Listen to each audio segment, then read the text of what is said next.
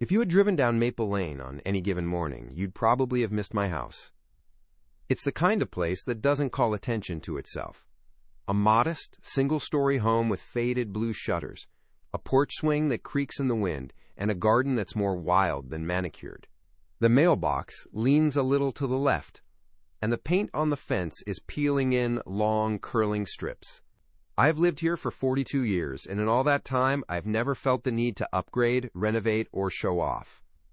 My neighbors know me as Mr. Harris, the quiet widower who grows tomatoes and always waves when you pass by. I like it that way. I like the quiet, the routine, the sense that nothing here is ever urgent. But if you'd asked my son-in-law, Tyler, he'd have told you a very different story. To him, my life was a punchline. He'd make jokes at family dinners about my retro TV, my vintage car, and the fact that I still use a landline. He'd laugh about my grandpa clothes and the way I still read the newspaper every morning, folding it neatly and setting it aside for my neighbor, Mrs. Patel, who likes to do the crossword. Tyler is the kind of man who believes in big gestures, fast cars, and louder laughter. He's always on his phone, always talking about the next big thing, and always looking for an audience. My daughter Emily married him 5 years ago. She's the light of my life, my only child, and the spitting image of her mother, God rest her soul. Emily has her mother's kindness, her quick wit, and her ability to see the best in people, even when they don't deserve it. I never told her how I really felt about Tyler. I didn't want to burden her or make her choose sides. Besides, I figured, if he made her happy, that was enough for me. But over the years, Tyler's jokes started to sting. He'd come over for Sunday lunch and make a show of roughing it in my old house. "You know, Dad," he'd say, grinning as he poked at my ancient toaster, "there's this thing called Amazon. You can get a new one delivered in, like, 2 hours. Or he'd roll his eyes at my garden, muttering about how I could save so much time if I just paved it over and put in a hot tub. Emily would laugh, sometimes a little too loudly, and I'd smile and let it slide. I told myself it didn't matter. I told myself I was too old to care what a man like Tyler thought of me. But the truth is, it did matter. Not because I wanted his approval, but because I wanted him to see what Emily saw in me. I wanted him to understand that a simple life isn't a lesser life. That there's value in quiet, in patience, in things that grow slowly and last a long time. But Tyler was always in a hurry, always chasing something just out of reach. A year ago, Tyler started his own business. He called it Next Gen Solutions. And from the way he talked about it, you'd think he was building the next Apple or Google. He wore suits to family dinners, started using words like synergy and scalability, and spent hours on the phone with investors. He'd brag about his network, his vision, and the seed money he'd raised. Emily was proud of him, and I tried to be too. But I could see the strain in her eyes, the way she worried about the bills, the way she'd glance at Tyler when the subject of money came up. One Sunday, after lunch, Tyler cornered me in the kitchen. He leaned against the counter, arms crossed, a smirk on his face. "You know, Dad," he said, "you could really help us out. If you sold this place, you could move somewhere nicer, maybe even invest in Next Gen. I mean, it's the future. You don't want to be left behind, do you?" He laughed, but there was an edge to it, a challenge. I looked at him, really looked at him, and saw a man who was desperate to prove himself, a man who measured success in square footage and dollar signs. I smiled, shook my head, and told him I was happy where I was.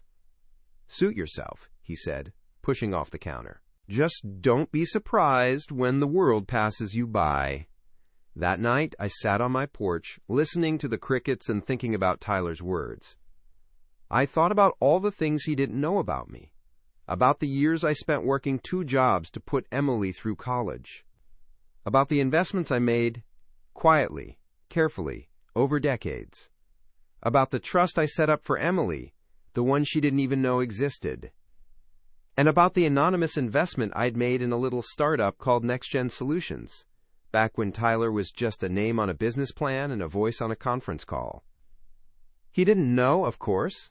That was the point. I'd insisted on anonymity when I invested. I wanted to help Emily, to give Tyler a chance, but I didn't want him to feel beholden to me. I didn't want him to know that the man he mocked for his simple life was the same man who'd written the check that kept his business afloat. As the weeks went by, Tyler's business started to take off. He landed a big client, hired a team, and started talking about expansion. He was in the paper, on the radio, even on TV once. He'd come over for dinner and regale us with stories of boardrooms and business lunches, of deals made and deals lost. He never once mentioned the investors who'd made it all possible. He never once wondered who believed in him when no one else would. But as Tyler's confidence grew, so did his arrogance. He started showing up in flashier cars, wearing watches that cost more than my first car, and talking about the grind, as if he'd invented hard work. He'd make a point of arriving late to family gatherings, always with an excuse about a last-minute call or a crucial meeting. Emily would cover for him, her smile a little tighter each time, her eyes darting to me as if to apologize for his absence. One Saturday afternoon, Tyler invited us to his new office downtown. It was in one of those glass towers that catch the sun and blind you if you look up too long. The lobby was all marble and chrome, with a receptionist who looked like she'd stepped out of a magazine. Tyler led us through a maze of hallways, past rows of young people hunched over laptops, to a corner office with a view of the city. He gestured grandly as if he'd built it all himself. "Pretty nice, huh?" he said, dropping into a leather chair and propping his feet on the desk. "Not bad for a kid from nowhere." He looked at me, waiting for approval, for awe, for something.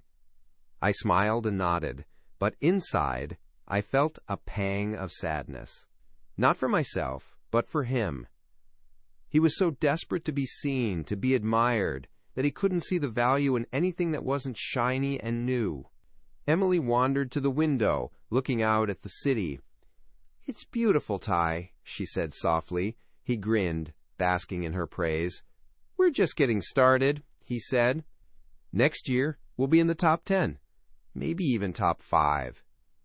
He turned to me. "You know, Dad, you could be part of this. All it takes is a little vision. A little risk."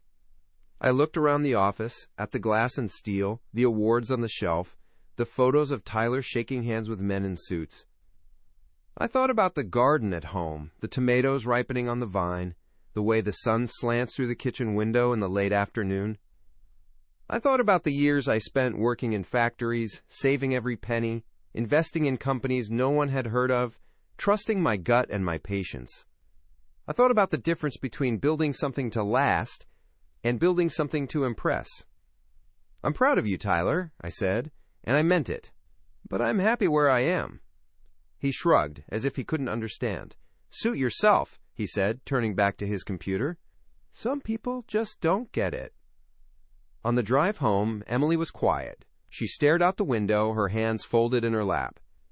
I wanted to ask her if she was happy, if this was the life she dreamed of.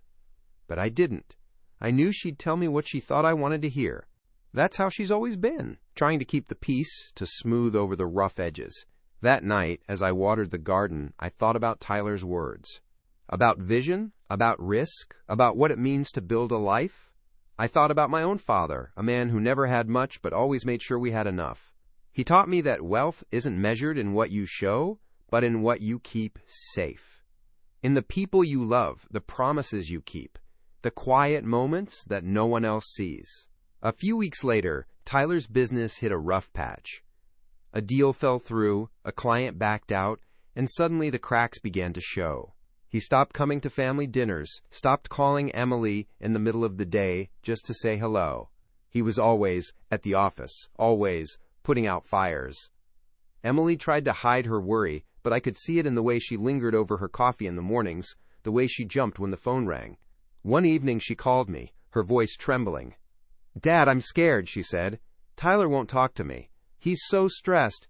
He says everything's fine, but I know it's not. What if we lose everything?"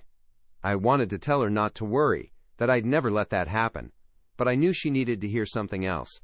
"Emily," I said gently, Sometimes the best thing you can do is just be there.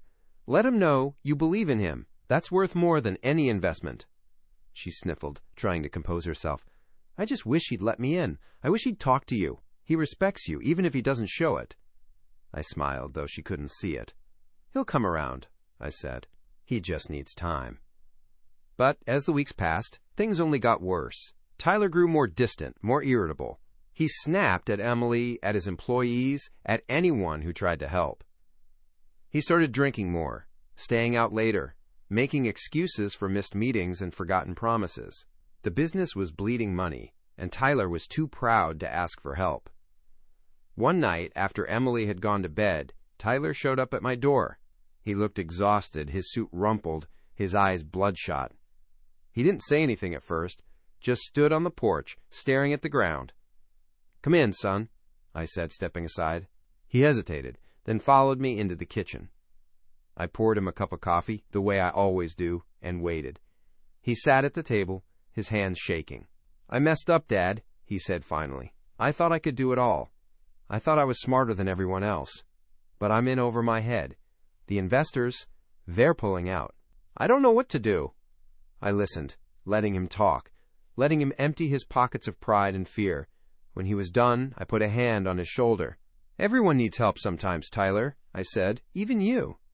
He looked at me, his eyes searching for judgment, for disappointment, maybe even for anger. But I just sat with him in the quiet kitchen, the clock ticking on the wall, the hum of the refrigerator filling the silence. For the first time since I'd known him, Tyler seemed small. Just a man, stripped of his bravado and his business cards, sitting in a stranger's kitchen asking for a lifeline. "I don't know how to fix this," he said, his voice barely above a whisper. "I thought if I worked hard enough, if I pushed hard enough, I could make it work. But now, I'm not sure I even know what I'm doing anymore." I nodded, remembering my own failures, the nights I'd sat at this same table, wondering how I'd pay the mortgage, how I'd tell my wife that I'd lost another job. I remembered the fear, the shame, the way it felt to be responsible for someone else's happiness and not know if you could deliver. "Tyler," I said, "sometimes the best thing you can do is admit you're lost. That's when you start to find your way again." He looked up, surprised. Maybe he expected a lecture or a list of things he'd done wrong, but I just poured him another cup of coffee and let him sit with his thoughts. After a while, he started to talk. Really talk. He told me about the pressure, the expectations, the fear of letting Emily down. He told me about the sleepless nights, the endless meetings, the investors who smiled to his face and stabbed him in the back. He told me about the loneliness, the feeling that no matter how hard he worked, it was never enough. I listened, nodding, offering a word here and there, but mostly just letting him speak. Sometimes, that's all a man needs, a place to lay down his burdens, even if just for a moment. When he finally left, the sky was starting to lighten. He paused at the door, looking back at me. "Thanks, Dad," he said quietly. "I don't say it enough, but I appreciate you." I smiled, clapping him on the shoulder. "Anytime, son. Remember, you're not alone." After he left, I sat on the porch, watching the sun rise over the garden. I thought about the years I'd spent building a life out of small things, quiet mornings, home-cooked meals, the steady rhythm of days that looked the same but felt different. I thought about Tyler, about how hard he tried to outrun his own shadow, to prove himself to a world that was never really watching. I thought about the investment I'd made in his company, the check I'd written in a moment of hope and faith. I wondered if he'd ever know, if he'd ever understand that sometimes the greatest gifts are the ones you never see. A few days later, Tyler called a family meeting. He sat us down in the living room, his hands folded, his face serious. Emily sat beside him, her hand on his knee, her eyes wide with worry. "I need to be honest with you," Tyler began. "The business, it's not doing well. We're out of money. The investors are gone. I don't know what's going to happen next." Emily squeezed his hand, her voice trembling. "We'll get through this, Ty. We always do." He shook his head, his jaw tight. "I don't know if I can fix it this time, Em. I don't know if I'm cut out for this." I watched them, my heart aching for both of them. I wanted to tell Tyler that failure isn't the end, that sometimes it's the beginning of something better. I wanted to tell Emily that love is stronger than any setback, that she was the reason I'd kept going all those years ago. But I stayed quiet, letting them find their own way. That night, After they'd gone home, I sat at the kitchen table, staring at the checkbook I kept in the top drawer. I thought about calling the investment firm, about revealing my identity, about stepping in to save Tyler's business. But something held me back. Maybe it was pride, maybe it was fear, maybe it was the belief that Tyler needed to learn this lesson on his own. Instead, I wrote a letter. Not to Tyler, but to Emily. I told her how proud I was of her, how much I admired her strength and her kindness. I told her that no matter what happened, she would always have a home with me. I slipped the letter into an envelope and left it on her doorstep the next morning, before the sun was up. A week passed. Tyler tried everything he could think of. New pitches, new clients, new investors. But nothing worked. The business was sinking, and there was nothing he could do to stop it. One evening, as I was tending the garden, Tyler showed up again. This time, he didn't say anything. He just stood there, watching me pull weeds, his hands shoved deep in his pockets. After a while, he spoke. "How do you do it?" he asked. "How do you stay so calm when everything's falling apart?" I looked at him, the sweat on my brow, the dirt under my nails. "You learn," I said simply. "You learn that life isn't about what you have, but who you are when you lose it." He nodded, looking down at his shoes. "I wish I was more like you." I smiled, handing him a trowel. "It's never too late to start." Tyler hesitated, then took the trowel from my hand. He knelt beside me in the dirt, his expensive shoes sinking into the soft earth. For a while we worked in silence, side by side, pulling weeds and turning the soil. The sun was low in the sky, painting everything gold. I could feel the tension in his shoulders slowly ease, the weight of his worries lifting, if only for a moment. After a while, he spoke. "I used to think all this was a waste of time," he admitted, gesturing to the rows of tomatoes and beans. "I thought you were just hiding from the world, but now I get it. There's something peaceful about it, something real." I nodded, not wanting to break the spell. "The world moves fast, Tyler, sometimes too fast. Out here, things grow at their own pace. You can't rush them. You just have to be patient and trust that the work you put in will pay off." He looked at me, really looked at me, for the first time. I never had that kind of patience. I always wanted everything now. The business, the money, the recognition. I thought if I just worked hard enough, I could force it to happen.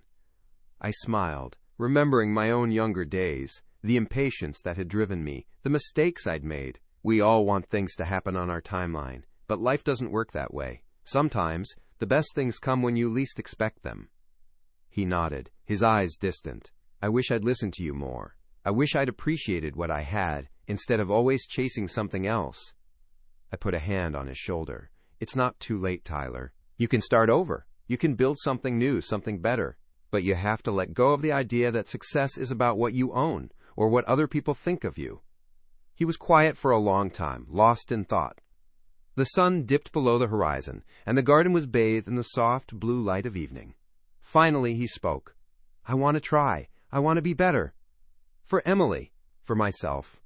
I smiled, feeling a surge of hope. That's all anyone can ask. We finished the work in silence, the only sounds the chirping of crickets and the distant hum of traffic. When we were done, Tyler stood, brushing the dirt from his hands. He looked around the garden, a small smile on his lips. "Thanks, Dad," he said. "For everything." I nodded, watching him walk back to his car. For the first time, I saw a man who was willing to change, to grow, to become something more than he'd been. The next few weeks were different. Tyler started coming by more often, helping in the garden, fixing things around the house, even joining me for coffee in the mornings. He talked less about business and more about life, about his hopes, his fears, his regrets. Emily noticed the change too. She smiled more, laughed more, the worry lines on her face slowly fading. One afternoon, as we sat on the porch, Tyler turned to me. "I've been thinking," he said, "about the business, about what went wrong. I realized I was so focused on impressing everyone else that I forgot why I started in the first place. I wanted to build something that mattered, something that helped people, but somewhere along the way I lost sight of that." I nodded, understanding all too well. It's easy to get lost. The world is full of distractions. But if you remember your purpose, your values, you can always find your way back. He smiled, a genuine, grateful smile. "I want to try again." But this time, I want to do it right. No shortcuts, no showing off, just honest work. I felt a swell of pride. That's the best way, Tyler. Build something you can be proud of, not just something that looks good on paper. He looked at me, his eyes shining. Would you help me? Not with money, but with advice, with experience. I know I have a lot to learn. I laughed, clapping him on the back. I'd be honored, son. As the days passed, Tyler and I grew closer. We spent hours talking about business, about life, about the mistakes we'd made and the lessons we'd learned. He listened, really listened, soaking up every word, every story. I could see him changing, growing, becoming the man I always hoped he could be. One evening, as we sat in the garden, Tyler turned to me, a serious look on his face. There's something I need to know, he said. When things were at their worst, when the business was about to fail, an anonymous investor stepped in. They saved the company, gave me a second chance. I've always wondered who it was. Do you know? I looked at him, the weight of the secret heavy on my heart. I thought about all the times he'd mocked my simple life, all the times he dismissed me as old-fashioned, out of touch. I thought about the man he was now, humbled, grateful, changed. I smiled, shaking my head. Sometimes, help comes from unexpected places, Tyler. Maybe it's enough to know that someone believed in you when you needed it most. He nodded, accepting the answer, though I could see the curiosity still burning in his eyes. The summer rolled on, and with it came a gentle rhythm to our days. Tyler and I worked side by side in the garden, sometimes in companionable silence, sometimes sharing stories from our very different pasts. Emily would join us in the evenings, bringing lemonade and laughter, her eyes brighter than they'd been in months. The house, once a place of quiet solitude, was now filled with the sounds of family. Footsteps on the porch, voices drifting through open windows, the clatter of dishes after dinner. One Saturday, as we sat around the table, Emily looked at Tyler and me, a soft smile on her lips. I never thought I'd see the two of you like this, she said. It makes me so happy. Tyler reached for her hand, squeezing it gently. Your dad's taught me a lot, he said. About patience, about humility, about what really matters. I felt a warmth in my chest, a sense of peace I hadn't known in years. For so long I'd worried about Emily, about the choices she'd made, about the man she'd married. But now, watching them together, I saw something I hadn't seen before, a partnership built on respect, on understanding, on the willingness to grow. As the days grew shorter and the air turned crisp, Tyler began to talk more about his plans. He wanted to start over, to build a new business from the ground up. This time, he said, he wanted to focus on helping small businesses. People like me, like our neighbors, who worked hard and asked for little. He wanted to use his skills, his experience, to make a difference. I know it won't be easy, he admitted one evening as we watched the sun set over the garden. But I want to do it right. No shortcuts, no ego, just honest work. I nodded, feeling a surge of pride. That's the only way to build something that lasts. He smiled, looking out at the rows of tomatoes, the bean plants climbing their stakes. You know, I used to think success was about money, about recognition, but now I see it's about legacy, about what you leave behind. I looked at him, seeing not the brash young man who'd once mocked my simple life, but a man who'd been tempered by failure, who'd learned the value of humility and hard work. Legacy isn't about what you own, Tyler. It's about the lives you touch, the people you help, the love you give. He nodded, his eyes shining with understanding. Thank you, Dad, for everything. As autumn settled in, Tyler threw himself into his new venture. He spent hours meeting with local business owners, listening to their stories, learning about their struggles. He offered advice, shared resources, and slowly began to build a reputation, not as a flashy entrepreneur, but as a trusted partner, a man who cared. Emily supported him every step of the way, her faith in him unwavering. She took on extra shifts at the hospital, managed their finances, and never once complained. I watched them, my heart full, knowing that they were building something real, something lasting. One evening, as we sat on the porch, Emily turned to me. Dad, I have to ask, how did you do it? How did you build a life that's so steady, so full of love? Quote. I thought for a moment, searching for the right words. It wasn't always easy, I said. There were hard times, times when I wanted to give up. But I had your mother, and I had you. I learned that the most important things in life aren't things at all. They're the people you love, the memories you make, the kindness you show. She smiled, tears glistening in her eyes. I hope we can have that, too. I reached for her hand, squeezing it gently. You already do, sweetheart. You just have to hold on to it. As the leaves turned gold and red, Tyler's new business began to grow. Slowly at first, then faster, as word spread about the man who listened, who cared, who went the extra mile. He hired a small team, people who shared his vision, his values. He worked long hours, but this time he made time for family, for friends, for the simple pleasures he'd once overlooked. One afternoon, as we worked in the garden, Tyler turned to me, a thoughtful look on his face. I've been thinking about that anonymous investor, he said, the one who saved my business. I wish I could thank them. I wish I could tell them how much it meant to me. I smiled, feeling the weight of the secret once more. Maybe you already have, I said. Maybe the best way to thank them is to pay it forward, to help someone else the way you were helped. He nodded, a slow smile spreading across his face. You're right. That's exactly what I want to do. As winter approached, the garden went quiet, the earth resting, waiting for spring. But inside the house, there was warmth, laughter, and the promise of new beginnings. Tyler and Emily were stronger than ever, their love deepened by the trials they'd faced. And I, for the first time in a long time, felt truly at peace. The first snow of the season fell quietly, blanketing the garden in white. I watched from the window, a mug of tea warming my hands, as Tyler and Emily built a snowman in the yard. Their laughter drifted through the glass, bright and clear, a sound that filled the house with joy. I thought of all the winters I'd spent here, the memories layered like the snow, some sharp and bright, others soft and fading with time. That evening, as we sat by the fire, Tyler shared news of his latest project. He'd partnered with a local bakery, helping them streamline their operations and expand their reach.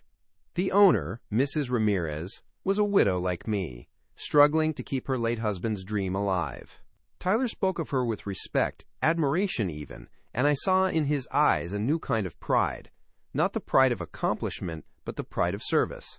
I never realized how much these small businesses mean to people, he said, his voice thoughtful. It's not just about money. It's about community, about keeping something alive that matters.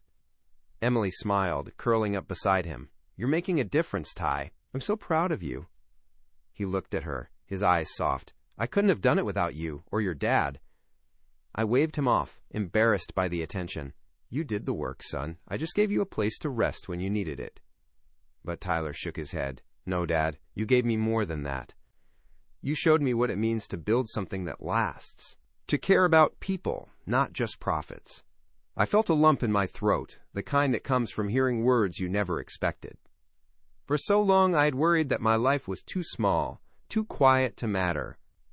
But now, seeing the man Tyler had become, I realized that every act of kindness, every lesson shared, had planted a seed that was finally bearing fruit. As the weeks passed, Tyler's business continued to grow. He was invited to speak at local events, to share his story with other entrepreneurs. He always credited his family and mentors for his success, never taking more credit than he deserved. Emily stood by his side, her pride in him shining for all to see. One evening, after a particularly long day, Tyler joined me on the porch. The air was crisp, the stars bright above us. He sat in silence for a while, then turned to me. Dad, there's something I need to tell you, he began, his voice serious. I've been offered a big investment, enough to take the business statewide. But there's a catch. They want me to change the way I do things. Focus less on small businesses, more on big clients. More profit, less heart. He looked at me, searching for guidance. What should I do?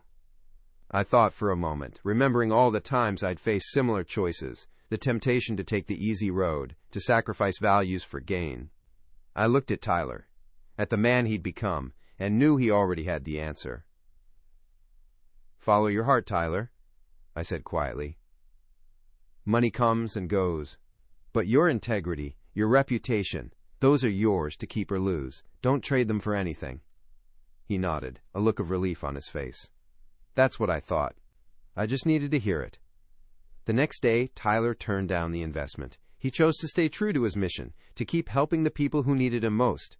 It wasn't the easy choice, but it was the right one. And as word spread, his reputation only grew. More and more people came to him, not just for business advice, but for guidance, for support, for hope. Emily and I watched with pride as Tyler became a pillar of the community. He organized charity drives, mentored young entrepreneurs, and always made time for family. The man who once mocked my simple life now embraced it, finding joy in the small things: a home-cooked meal, a walk in the garden, a quiet evening by the fire. One night, as we sat together, Tyler turned to me, a question in his eyes. "Dad, do you ever regret not doing more, not chasing bigger dreams?" I smiled, shaking my head. I chased the dreams that mattered to me: a happy family, a home filled with love, a life lived with honesty. That's enough for me. He nodded, understanding at last. It's enough for me, too. As winter melted into spring, the garden came alive once more. Tyler and I planted new seeds, tended the soil, watched as life returned in bursts of green and color. Emily joined us, her laughter ringing out as she chased butterflies through the rows of flowers. One afternoon, as we worked side by side, Tyler paused, looking at me with a thoughtful expression. "I think I finally get it, Dad. It's not about how much you have, but how much you give, how much you care."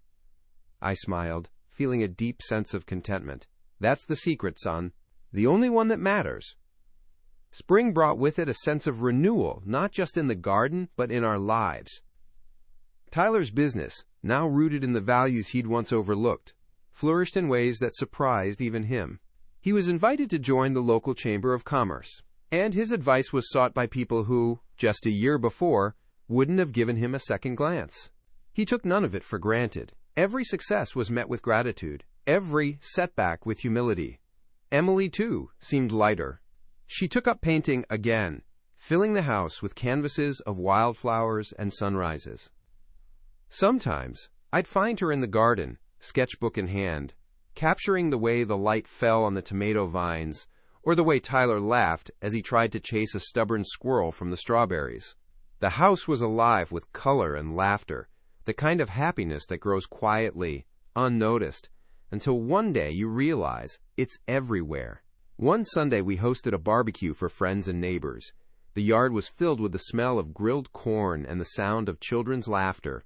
Tyler manned the grill, flipping burgers and telling stories, while Emily moved from group to group, making sure everyone felt welcome. I watched them, my heart full, knowing that this simple, joyful gathering was the true measure of a life well lived. As the sun set and the guests drifted home, Tyler joined me on the porch, 2 cold drinks in hand. He handed me one, then sat beside me, stretching his legs out with a contented sigh. "You know, Dad," he said, "I used to think I needed to prove something. To you, to Emily, to the world. But now, I just want to be someone my family can be proud of." I looked at him, seeing the man he'd become. "You already are, Tyler." "More than you know." He smiled, a quiet, grateful smile. I wish I could thank that investor, the one who believed in me when no one else would. I think about them a lot. I hope they know what a difference they made. I sipped my drink, the secret still safe between us. "I think they do, son." I think they do. The weeks passed in a gentle blur of work and rest, of shared meals and quiet evenings. Tyler's business continued to grow, but he never let it consume him. He made time for Emily, for friends, for the small rituals that gave life meaning. He volunteered at the community center, taught workshops for young entrepreneurs, and always found his way back to the garden, where we'd talk about everything and nothing as we worked side by side. One afternoon, as we planted a new row of beans, Tyler paused, wiping sweat from his brow. "You know, Dad, I used to think you were stuck in the past, that you were afraid to change, but now I see you were just content. You knew what mattered." I smiled, patting the earth around a seedling. "It took me a long time to learn, Tyler, but once you do, you never forget." He nodded, a look of understanding in his eyes. "I want to teach my kids that someday. I want them to know that happiness isn't about what you have, but who you are." I felt a swell of pride, knowing that the lessons I'd tried so hard to pass on had finally taken root. As summer approached, Emily surprised us with news. She was pregnant.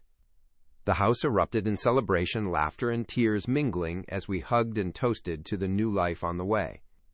Tyler was over the moon, already making plans for a nursery, reading parenting books, and talking to the baby every night as if it could already hear him.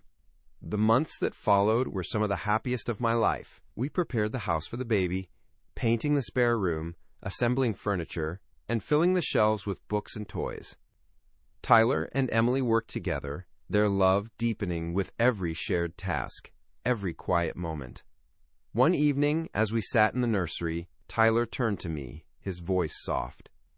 "I want to be the kind of father you were, Dad. Patient, kind, always there. I want my child to grow up knowing they're loved, no matter what." I put a hand on his shoulder, my heart full. "You will be, Tyler." "I have no doubt." As Emily's due date approached, the house buzzed with anticipation. Friends and family visited, bringing gifts and advice, filling the rooms with laughter and love. Tyler took time off work, determined to be there for every moment, every milestone.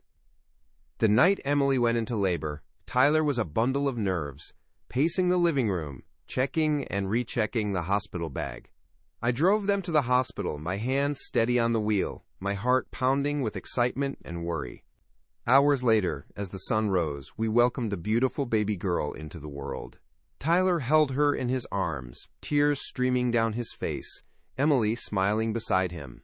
I stood by the window, watching the first light of day spill across the city, feeling a sense of peace I'd never known. In that moment, I knew that everything I'd done, the sacrifices, the lessons, the quiet acts of love, had led to this. A new life, a new beginning, a legacy that would carry on long after I was gone. The days that followed were a blur of joy and exhaustion. Emily and Tyler brought their daughter home, and the house seemed to expand with every coo and cry. I found myself waking early, just to listen for the soft sounds of a new life stirring in the next room. Tyler was a natural father, gentle and attentive, never missing a chance to hold his daughter or soothe her when she fussed. Emily glowed with happiness, her laughter filling the house as she watched her husband and child together. One afternoon, as I rocked my granddaughter on the porch, Tyler joined me, a look of quiet wonder on his face. He sat beside me, watching the baby's tiny fingers curl around mine. "I never thought I'd feel this way," he admitted, his voice barely above a whisper. "It's like everything else just faded away. The business, the stress, the need to prove myself. None of it matters as much as this." I nodded, understanding completely. Children have a way of showing us what's truly important. They remind us that life is about moments, not milestones. He smiled, brushing a stray lock of hair from his daughter's forehead. "I want to give her the kind of life you gave Emily, safe, steady, full of love." "You already are," I assured him. "Just keep showing up. That's what matters most." As the weeks passed, Tyler settled into his new role with a grace that surprised even him. He balanced work and family, never letting one overshadow the other. He brought his daughter to the garden, showing her the tomatoes and beans, telling her stories about the plants and the seasons. Emily watched them, her eyes shining with pride and gratitude. One evening, as we sat around the dinner table, Tyler raised his glass. "To family," he said, his voice thick with emotion. "To the people who teach us, who forgive us, who love us even when we don't deserve it." We clinked glasses, the sound ringing out like a promise. That night, after Emily and the baby had gone to bed, Tyler lingered on the porch. He looked out at the garden, the moonlight casting long shadows across the rows of plants. "There's something I've been meaning to ask you, Dad," he said, his tone serious. "All those years, when I was struggling, when I was too proud to ask for help, why did you never step in? Why didn't you tell me what you knew or offer advice?" I thought for a moment, choosing my words carefully. Sometimes, the hardest thing for a parent to do is let their child struggle. But I knew you needed to find your own way. If I'd stepped in, you might never have learned the lessons you needed.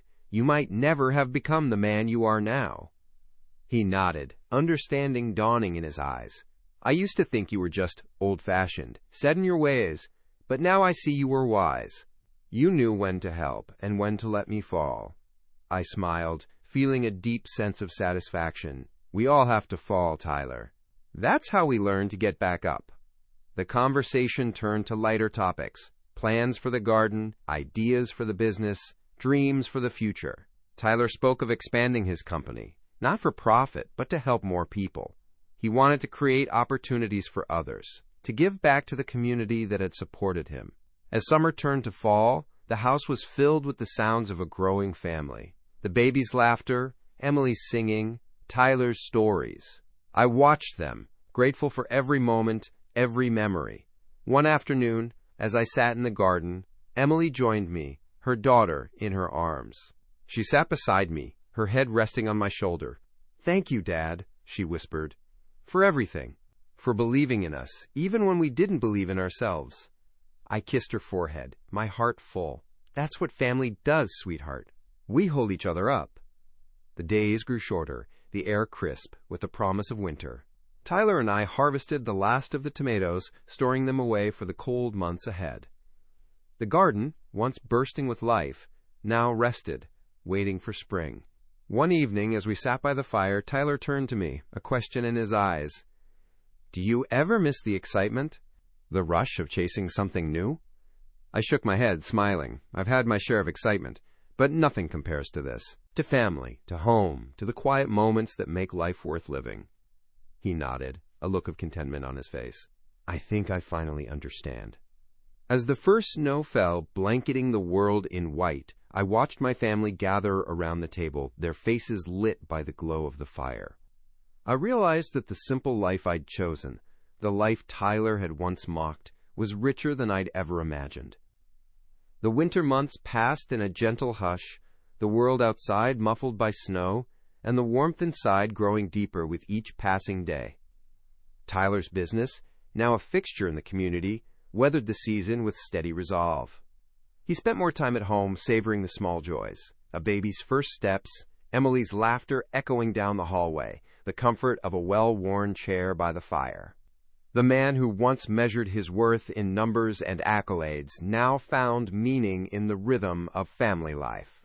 One evening, as the wind rattled the windows and the fire crackled in the hearth, Tyler sat across from me, a thoughtful look on his face. "Dad," he began, "I've been thinking a lot about legacy, about what I want to leave behind for my daughter, not just money or a business, but something real, something she can be proud of." I nodded, understanding the weight of his words. Legacy isn't about what you leave in the bank, Tyler. It's about the values you pass on, the example you set. It's about kindness, honesty, and the way you treat people. He smiled, his eyes reflecting the firelight. I want her to know that her father cared, that he tried to make the world a little better, that he learned from his mistakes. I reached across the table, squeezing his hand. "She'll know, son. She'll know." As the days grew longer and the snow began to melt, Tyler and I started planning for the spring. We ordered seeds, repaired the garden beds, and talked about what we wanted to grow. Emily joined in, her daughter toddling at her heels, eager to help with every task. The house buzzed with anticipation, the promise of new beginnings just around the corner. One afternoon, as we worked in the garden, Tyler paused, looking at me with a curious expression. "Dad, there's something I've always wondered. Why did you choose to live so simply? You could have had more. Bigger house, nicer car, fancier things. Why didn't you?" I leaned on my shovel, considering his question. I had enough, Tyler. More than enough. I had a family who loved me, a home that kept us safe, work that gave me purpose. I never needed more than that. The world tells us to want more, to chase after things that don't last. But I found happiness in what I had, not in what I lacked. He nodded, a look of understanding dawning in his eyes. "I used to think you were missing out, but now I see you were just content. You knew what mattered." I smiled, feeling a deep sense of peace. It took me a long time to learn, but once you do, you never forget. As spring arrived, the garden burst into life. Tyler and I spent our days planting, weeding, and tending to the new shoots. Emily painted the scene, her canvases capturing the beauty of the season. Their daughter played in the dirt, her laughter ringing out like music. One evening, as we sat on the porch, Tyler turned to me, a question in his eyes. "Dad, do you ever wish you'd done things differently, taken more risks, chased bigger dreams?" I shook my head, smiling. I chased the dreams that mattered to me. A happy family, a home filled with love, a life lived with honesty. That's enough for me. He nodded, a look of contentment on his face. It's enough for me, too. As the weeks passed, Tyler's business continued to thrive. He was invited to speak at conferences, to share his story with others. He always credited his family, his mentors, and the lessons he'd learned along the way. He never forgot where he came from, or the people who helped him get there. One afternoon, as we worked in the garden, Tyler paused, looking at me with a thoughtful expression. "I think I finally get it, Dad. It's not about how much you have, but how much you give, how much you care." I smiled, feeling a deep sense of contentment. That's the secret, son, the only one that matters. As summer approached, Emily surprised us with news. She was pregnant again. The house erupted in celebration, laughter and tears mingling as we hugged and toasted to the new life on the way. Tyler was over the moon, already making plans for a nursery, reading parenting books, and talking to the baby every night as if it could already hear him. The months that followed were some of the happiest of my life. We prepared the house for the baby, painting the spare room, assembling furniture, and filling the shelves with books and toys. Tyler and Emily worked together, their love deepening with every shared task, every quiet moment. One evening, as we sat in the nursery, Tyler turned to me, his voice soft. "I want to be the kind of father you were, Dad. Patient, kind, always there. I want my child to grow up knowing they're loved, no matter what." I put a hand on his shoulder, my heart full. "You will be, Tyler. I have no doubt." As Emily's due date approached, the house buzzed with anticipation. Friends and family visited, bringing gifts and advice, filling the rooms with laughter and love. Tyler took time off work, determined to be there for every moment, every milestone. The day Emily went into labor for the second time, the house was alive with nervous energy. Tyler moved with a calmness that surprised even him, packing the car and double-checking every detail, while Emily breathed through her contractions, her hand gripping mine. Their daughter, now a toddler, watched with wide eyes, sensing the excitement, but not quite understanding. I promised her she'd meet her new sibling soon, and she clung to my leg, her trust in me absolute. At the hospital, the hours passed in a blur of anticipation and hope. Tyler never left Emily's side, holding her hand, whispering encouragement, his love for her evident in every gesture. When the baby finally arrived, a healthy, rosy-cheeked boy, Tyler wept openly, his gratitude and awe plain for all to see. Emily smiled through her exhaustion, her eyes shining with joy. I held my grandson for the first time, marveling at the tiny miracle in my arms. I thought of all the years that had led to this moment, the struggles, the lessons, the quiet acts of love that had shaped our family. Tyler stood beside me, his arm around my shoulder, his pride and happiness radiating from him. "Thank you, Dad," he whispered, "for everything, for believing in us, for showing me what it means to be a father." I looked at him, my heart full. "You did the hard work, son. I just tried to show you the way." We brought the baby home, and the house was once again filled with the sounds of new life. Emily and Tyler worked as a team, caring for their children, supporting each other through sleepless nights and endless diaper changes. Their daughter adjusted to her new role as big sister, her curiosity and affection for her brother growing each day. The garden became a place of refuge and renewal. Tyler and I spent our mornings there, tending to the plants, sharing stories, and reflecting on the journey that had brought us here. Sometimes, Emily would join us, her sketchbook in hand, capturing the beauty of our simple life. The children played nearby, their laughter a constant reminder of the joy we'd found in each other.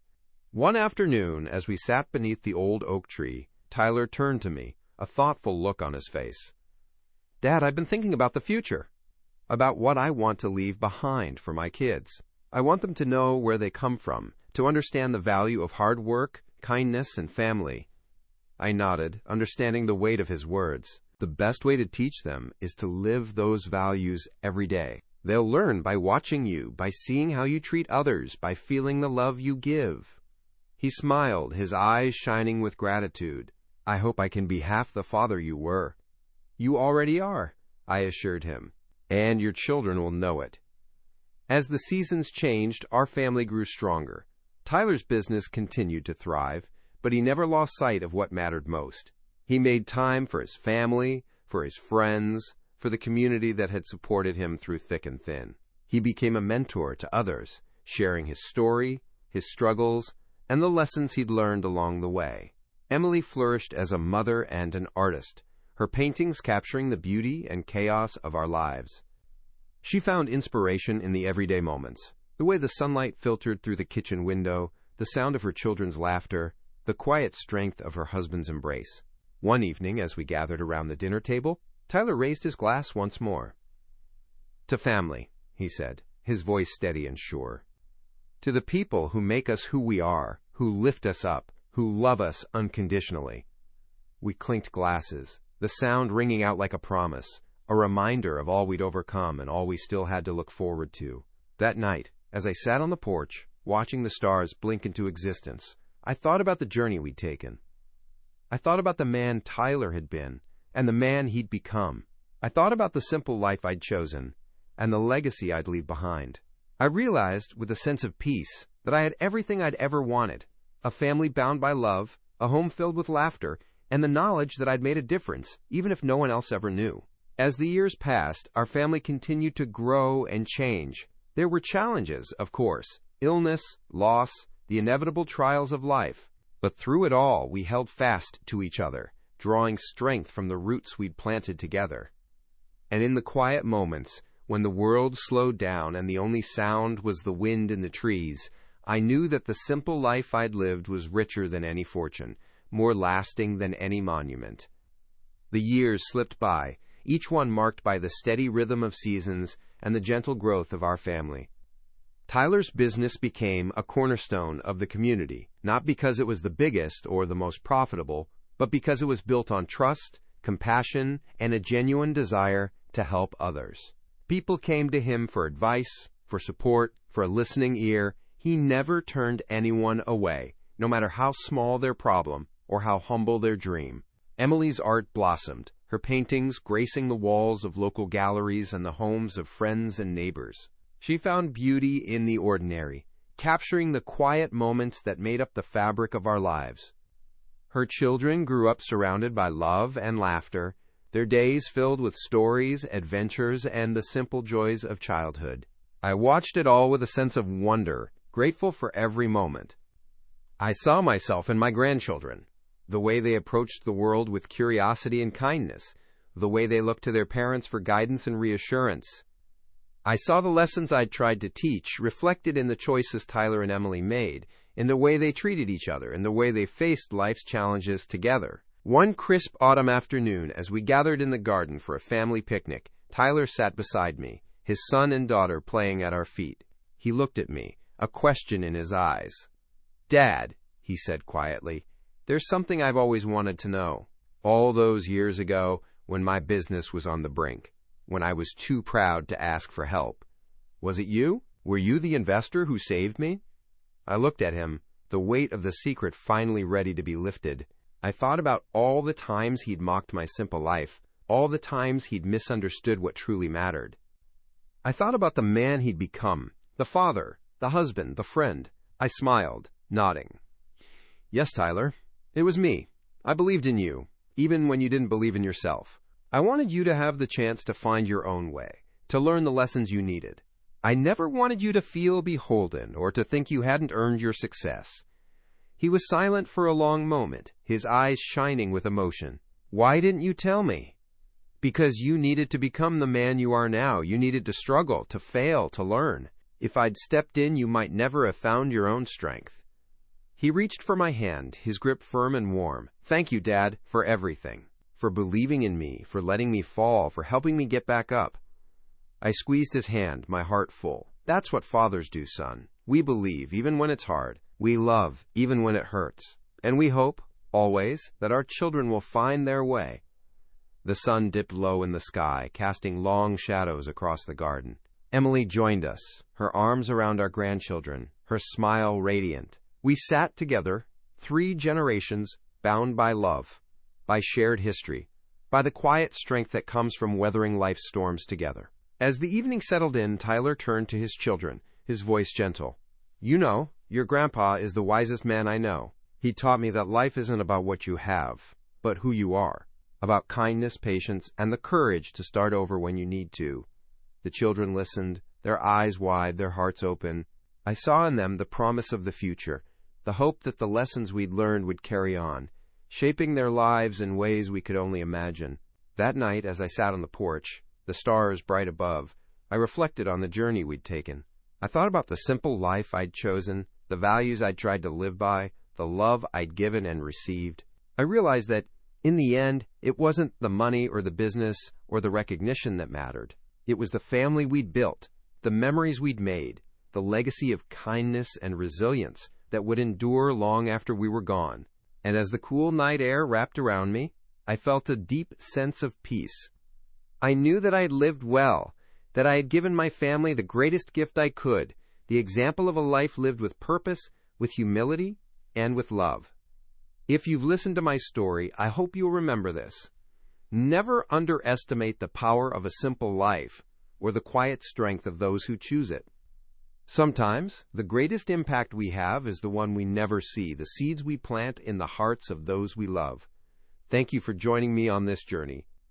If you found something meaningful in these words, I hope you'll share your own story, your own lessons with those you care about. Because in the end, it's not the things we leave behind that matter. It's the love, the wisdom, and the hope we pass on.